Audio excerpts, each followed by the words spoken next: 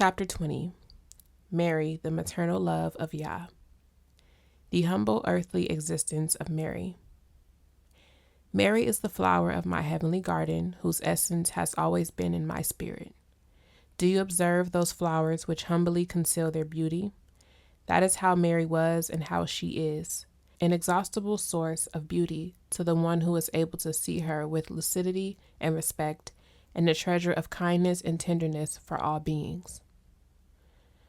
Mary passed through the world concealing her divine essence. She knew who she was and who her son was, and instead of making a display of that grace, she declared herself only a servant of the Most High, an instrument of the designs of the Father.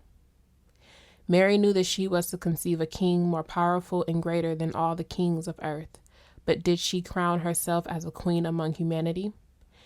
Did her lips boast in the plazas, in the streets, in the humble homes or palaces that she was to be the mother of the Messiah, and that the only son of the Father would spring from her womb? No, truly, people, in her was the greatness, humility, meekness, and grace, and the promise was fulfilled. Her motherly heart was fortunate, and from before giving birth, and in the moment, and afterward, throughout the life of her son, she was a most loving mother who knew spiritually the destiny of Yahusha, the mission that he was to fulfill among men and why he had come. She never opposed that destiny, for she was part of the same work. Yes, sometimes she shed tears. They were mother's tears, for she was flesh who felt the pain of her own flesh in her son. Was she a disciple of the Master, her son? No, Mary had nothing to learn from Yahusha. She was of the same Father, and had come to incarnate only to complete that beautiful and delicate mission. Was that worthy heart satisfied to love only her most beloved son? No, truly through that small human heart, the maternal heart was manifested in consolation and sublime words, in counseling and charity, the prodigies and light, and in truth. There was never any ostentatiousness in her. She never crossed words with the Master, but just as she was at the foot of the manger, so too was she at the foot of the cross where her son, the Master, taking his last breath as a man, expired. Thus was her destiny as a human mother fulfilled, giving a sublime example to all mothers and to all mankind. Mary and Yahusha. Many times men have asked themselves why Yahusha, even after having been crucified, allowed himself to be seen by Magdalene, the sinner, and later visited his disciples. On the other hand, it is not known if he visited his mother, to which I say to you that it was not necessary that I manifested myself before Mary in the same manner that I did with them, for the communication between Hamashiach and Mary was constant since before the world. Through Yahusha, I manifested myself to humanity in order to save sinners, and I allowed myself to be seen by them after the crucifixion to revive the faith of those who needed me. But verily I say unto you, Mary, my sweet mother, while I was a man, did not have a blemish to cleanse, nor could she lack in faith, for she knew who Hamashiach was even before offering him her maternal womb.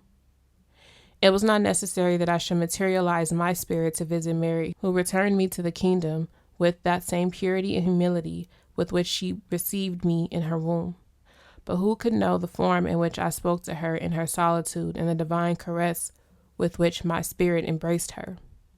Thus I answer those who have presented me with this question and who often thought that the first visit of Yahusha should have been made to his mother. How different the form in which I manifested myself to Mary from that which I used to make myself felt by Magdalene and my disciples. The Virginity of Mary. On the mountaintop where the Master is found, there too is Mary, the universal mother, she who was made woman in the second era so that she could perform the prodigy of the incarnation of the divine word. Man has scrutinized and judged Mary in the way that Yahusha came to the world, and those judgments have torn at the garments of purity of the maternal spirit, whose heart spilled out its blood over the world. I have come in this time to throw back the veil of the unknown, to remove the doubt of the unbeliever, and to give him knowledge of the spiritual teachings. From my truth, which is like a road, men have made many side roads, on which, most of the time, they get lost. And while some seek the intercession of the Celestial Mother, and others do ignore her, her mantle of love and tenderness envelops all eternally. From the beginning of time, I revealed the existence of the spiritual mother, of whom the prophets spoke before she came to the world. Mary was sent to manifest her virtue, her example, and her perfect divinity. She was not one more woman among humanity. She was a distinctive woman, and the world saw her life, knew her way of thinking and feeling, and knew the purity and grace of her body and spirit. She is an example of simplicity, humility, abnegation, and love, and in spite of the fact that her life has been known by the world of that time and of succeeding generations, there are many who do not know of her virtue and her virginity.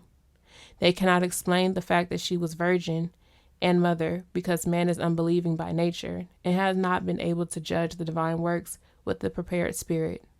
If they studied the scriptures and analyzed the incarnation of Mary and the lives of her ancestors, they would come to know who she is. The most tender love of Elohim for his creatures has no form. Nevertheless, in the second era, it took the form of a woman in Mary, the mother of Yahusha. Understand that Mary has always existed, since her essence, her love, and her tenderness have always been in the divinity. How many theories and confusions have men forged about Mary, about her maternity, her conception, and her purity, how they have blasphemed. The day that they understand the truth of that purity, they will say, better would it be never to have been born. Tears of fire will burn their spirits, and then Mary will envelop them in her grace. The Divine Mother will protect them under her mantle, and the Father will forgive them, saying to them with infinite love, keep vigil and pray, because I forgive you, and in you I forgive and bless the world. The example of Mary for women. The life of your master is an example for all humanity, and yet, as women needed teaching about their mission as mothers, Mary was sent to humanity in representation of the divine tenderness to give them her divine example of humility as well. Blessed women, you too form part of my apostolate. Between the spirits of men and your own, there is no difference, although you are physically different and have different missions. Take Yahusha as master of your spirit and follow him in the path traced by his love. Make his word yours and embrace his cross. I am speaking to you with the same word with which I speak to men, for spiritually you are the same. But when your woman's heart seeks a model to imitate, when you need perfect examples to support you in perfecting yourself in life, remember Mary. Observe her throughout her life's journey on earth. It was the will of the Father that the humble life of Mary be recorded by disciples who knew her through her works and who spoke with her. That life, humble to those familiar with it, was luminous from the time of her birth until the end on earth. Mary wrote many pages of loving teachings with humility of spirit, her infinite tenderness, and with the purity of heart and love for humanity, which she expressed with silence more often than with words, for she knew it was Hamashiach who had come to talk to men. The spirit of Mary was the same tenderness that emanates from the Father in order to give humanity the perfect example of humility, obedience, and meekness. Her passage through the world was a beam of light. Her life was simple, elevated, and pure, and in her the prophecies that announced that the Messiah would be born of a virgin were fulfilled. Only she could have carried in her womb the seed of Elohim. Only she was worthy to remain after her mission before Yahusha was completed as a spiritual mother of humanity.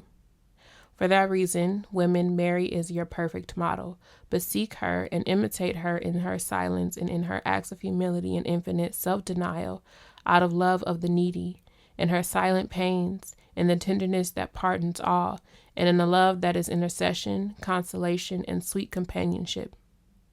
Young women, wives, mothers, orphans, or widows, lonely women whose hearts are pierced by pain, name Mary as your sweet and affectionate mother. Call her with your thoughts, receive her in your spirit, and feel her in your heart. Mary as intercessor, comforter, and co-savior of humanity.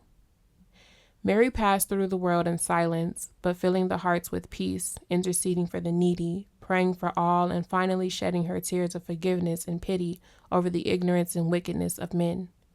Why not seek Mary if you wish to reach the Father, if through her you receive Yahusha? Were not mother and son together in the supreme moment of the death of the Savior? Was not the son's blood blended at the moment with his mother's tears? From the cross I had bequeathed to the world the book of life and spiritual wisdom. a book to be analyzed and understood by men over centuries, eras, and times.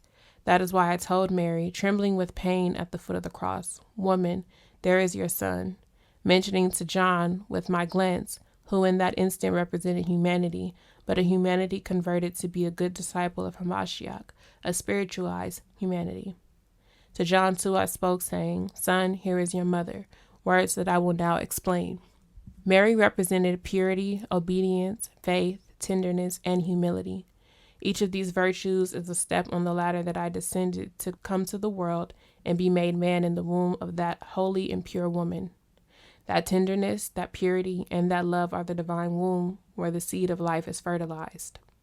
That ladder by which I descended to you to be made man and dwell with my children is the same that presents itself to you for your ascension to me, transforming yourselves from men to spirits of light. Mary is the ladder. Mary is the material womb. Seek her, and you find me. I left you to Mary at the foot of the cross on the mount that gathered my blood and the tears of the mother. There she remained awaiting her children, for it shall be she who takes the cross from their shoulders and shows them the road to glory. The message of Mary was that of consolation, of tenderness, of humility, and of hope. She had to come to the earth to make her maternal essence known, offering her virginal womb to make the word flesh. However, her mission did not end there. Beyond this world was her true dwelling place, from which she can extend her mantle of pity and tenderness over all her children, from where she can follow the steps of the lost and pour her celestial comfort over those who suffer. Many centuries before Mary descended to the world to fulfill her divine destiny, being made flesh as a woman, a prophet of Elohim announced her. Through him, you knew that a virgin would conceive and bear a son, who would be called Emmanuel, which is to say, Elohim with you. In Mary, a woman without a stain, in whom the spirit of celestial tenderness descended to earth, the divine promise announced by the prophet was fulfilled. Since then, the world has known her, and men and the peoples pronounce her name with love, and in their pain seek her as mother. The mother of sorrows you call her, for you know the world buried the sword of pain in her heart, and you cannot quit from your minds that sorrowful face and that expression of infinite sadness. Today I wish to tell you to remove from your heart that eternal image of pain, and in its place think of Mary as the sweet, smiling, and loving mother who works spiritually, helping all her creatures to elevate themselves on the road traced by the Master. Do you see that the mission of Mary was not limited to maternity on earth? Her manifestation in the second era was also not unique, for a new time is reserved to her, in which she shall speak from spirit to spirit with humanity. My disciple John, prophet and seer, beheld in his ecstasy a woman dressed in the sun, a radiant virgin of light. That woman, that virgin, is Mary, whose womb will once again conceive, not a new Redeemer, but a world of men who sustain themselves by her love, faith, and humility, in order to follow the divine footsteps of Hamashiach, the Master of all perfection. The prophet saw how that woman suffered as though to give birth, and the pain was that of the purification of man, of the expiation of the spirits. When that pain has passed, the light will be made in man, and gladness shall fill the spirit of your universal mother. The divine nature of Mary.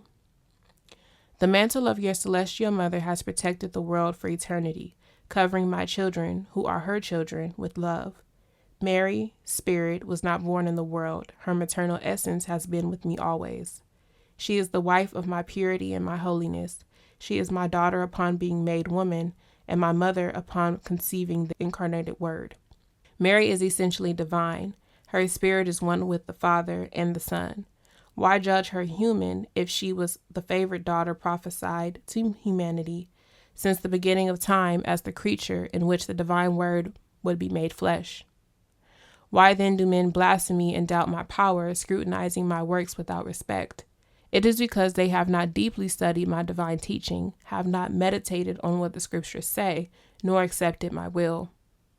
Today, in the third era, there is still doubt that she comes to communicate with men, but I tell you that she participates in all my works, for she is the representation of the most tender love held in my divine spirit.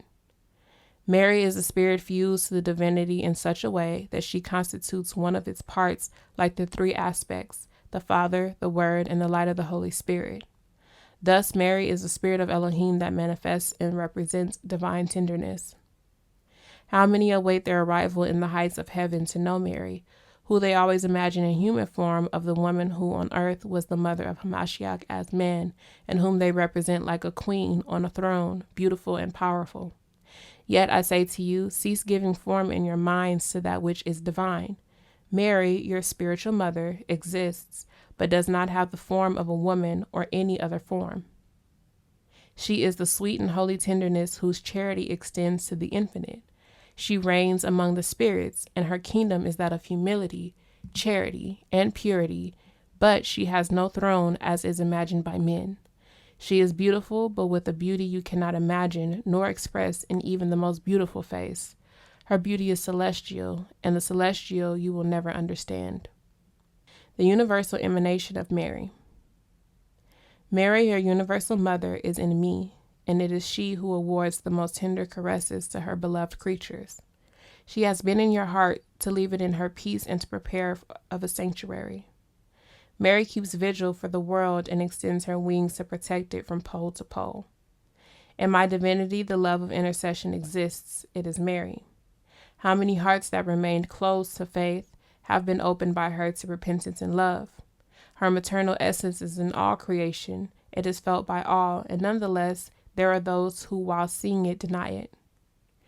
Those who deny the divine maternity of Mary are ignorant of one of the most beautiful revelations the divinity has given to man.